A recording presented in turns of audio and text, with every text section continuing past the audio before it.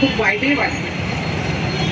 कारण सरजी आपण बोललात की महिलांना काय काय त्रास होतात, त्यांना मुलींना काय काय म्हणजे त्यांच्यावर किती अन्याय होतोय याबद्दल आपण बोललातच.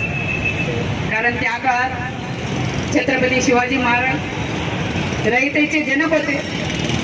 त्यांनी स्त्रियांना सन्मान केले आणि एकाही स्त्रियावर अन्याय होऊ दिले नाही. त्याच अनुषंगाने आपण नांदेड जिल्ह्याचे आपण एक राजाच आहोत. कुठल्याही मुलींवर अन्याय होत असेल, कुठल्याही स्त्रीवर जर अन्याय होत असेल तर आपण आपल्या कडक शब्दामध्ये आपल्या शासकीय भाषेमध्ये सांगितले की मी माफ करणार नाही. खरंच यांचं जेवढं कौतुक करावं तेवढं कमीच आहे. कारण आज बरेच सत्कार ठेवलेत. खरं म्हणजे मला जे शहीद झाले त्या मातांबद्दल बोलायचं. कुठेतरी आई, कुठेतरी बहीण, कुठेतरी मुलगी.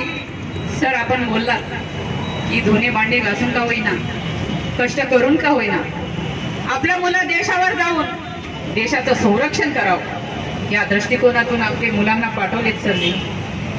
पण जेव्हा तिथं जे देशद्रोही माणसं, अतिरेकी माणसं जेव्हा आपल्यावर गोळीबार करून त्यांचा खात्मा करतात, खरं म्हणजे वाईट वाटते. कारण प्रत्येक आईला कसं घ्यावं सर ते देव. कारण जेव्हा तुमच्या पोलीस भरतीसाठी आम्हाला मागणी करता, 1 इंच सुद्धा कमी पडलं तर सर तुम्ही भरती करून घेत नाहीत. पण आमच्या महिला ज्यांनी शहीद झाले त्यांच्या आई ते अर्ध देय कसं घ्यावं सर. खरं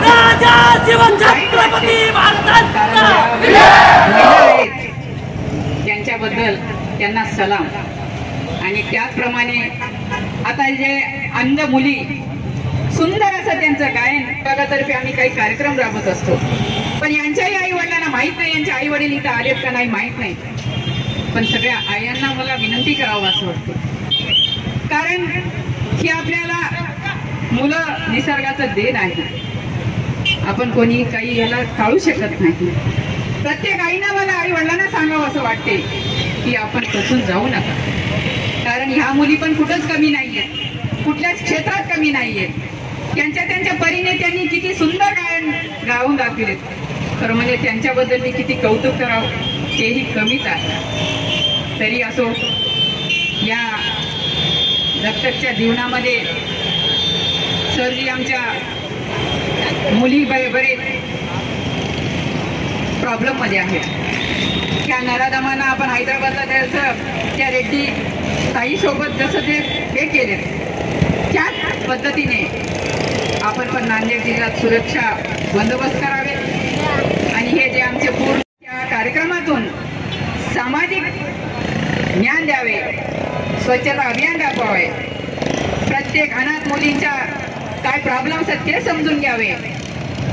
आणि महिला सुरक्षेचे प्रशिक्षण असेल सरजी, आपण सर्वांना महिलांना मार्गदर्शन करावे. आणि महिला कुठल्याही क्षेत्रात वंचित राहू नये. आणि आपलं कोणतं तरी ॲप पण आलेलं आहे सर महिला सुरक्षेचं, तेही सर्वांपर्यंत पोहोचवावे. आणि महिला कुठेही कमी राहू नये, कुठल्याही याच्यात कमी राहू नये अशा मी आशा करते. आपल्याकडून संयोजकांनी 2 शब्द बोलण्यासाठी जे मला संधी दिलेत त्याबद्दल धन्यवाद देते आणि इथंच थांबते. जय हिंद, जय महाराष्ट्र.